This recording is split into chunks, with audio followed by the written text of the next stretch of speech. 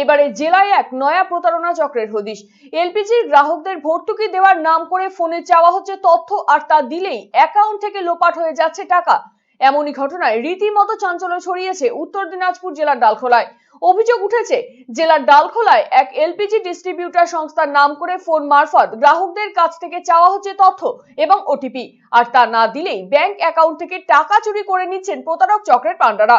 এভাবেই ওই সংস্থার প্রায় 50 জন গ্রাহকদের কাছে বিভিন্ন নাম্বার থেকে ফোন করে চাওয়া হচ্ছে তথ্য। ঠিক এইভাবেই প্রতারিত হয়েছেন বেশ কিছু গ্রাহক।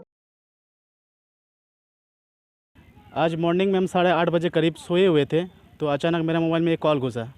तो ट्रू कॉलर में नाम कुछ आया नहीं था। तो जैसे ही फ़ोन आया तो बोला, आप शिवा मोदक बोल रहे हैं? मैंने हाँ, मैं शिवा मोदक बोल रहा हूँ। तो बोलते आपका जो SBI में अकाउंट्स है वो इसमें अकाउंट सब्सिडी नहीं घुस रहा है, उसके आधार पे आप पंजाब नेशनल बैंक पे किए थे, फॉर्म जमा किए थे? हम हाँ किए थे। बोले ठीक है, आप अपना आधार नंबर दीजिए और अकाउंट डिटेल दीजिए। हम बोले क्यों? बोलते ये ऑफिस से फ़ोन किया गया वेरिफिकेशन के लिए, आपका 24,000 कुछ समथिंग पैसा है, ठीक है, 1 साल से आपका सब्सिडी नहीं घुसा, वो पैसा मिल जाएंगे आपको। हम सर आज तो संडे है, आज तो ऑफिस बंद है, ठीक है। तो बोले संडे नहीं, मंडे को बंद रहता है। हम सर हम भी ऑफिस में ही काम करते हैं, ठीक है। तो ठीक है सर, आप यदि ऑफिस में कॉल करते हैं, हम भी आप यदि ऑफिस से बात कर रहे हैं तो हम भी डिस्ट्रीब्यूटर को लाइन में ले रहे हैं हम। वो ठीक है, आप लाइन पे लिए, जैसे फ़ोन करने के फ़ोन कट कर दिया।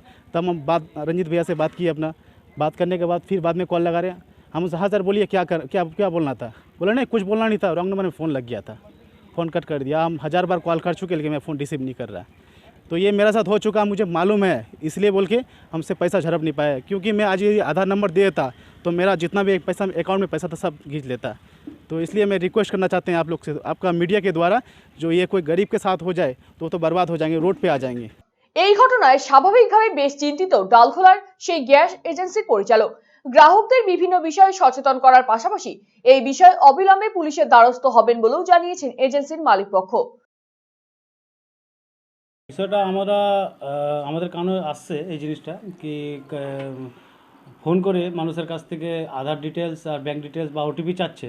তো আমাদের অফিস থেকে এরকম কোনো ফোন যায় না, বা কারো কাছ থেকে ওটিপি বা আধার কার্ড বা আধার নম্বর বা ব্যাঙ্ক ডিটেলস কেউ চাচ্ছে না। যদি কারো কাছে যদি ফোন যায় তো ডাইরেক্ট আমাদের অফিসে এসে সরাসরি আমাদের সঙ্গে যোগাযোগ করুক।